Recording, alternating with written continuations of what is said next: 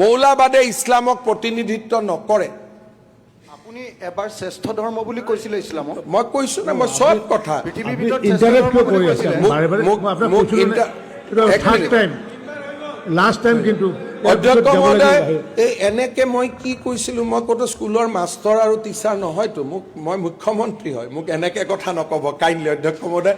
কালি তেখেতে কৈছিল আঙুলি টোৱাই কিয় কথা কৈ আছে, নিজে আঙুলি টোৱাইছে, আপুনি এইটো হোৱাট ইজ দিছ, এনেকে কথা নকয় নহয়। আপুনি যিখন স্কুলত পঢ়িছিল এখন স্কুলৰ মই প্ৰিন্সিপাল আছিলোঁ। অধ্যক্ষ মহোদয়, ইয়াৰ পিছত বাধ্যতামূলক পঞ্জীয়ন, প্ৰতিখন বিবাহ আৰু লিভ ইন ৰিলেশ্যনশ্বিপক আইনৰ স্বীকৃতি দিবলৈ ইয়াত ব্যৱস্থা কৰা হৈছে। মৃতকৰ সম্পত্তি পতি, পত্নী, সন্তান আৰু জীৱিত পিতৃ। যিকোনো খবৰ আৰু বিজ্ঞাপনৰ বাবে যোগাযোগ কৰক 7896121996।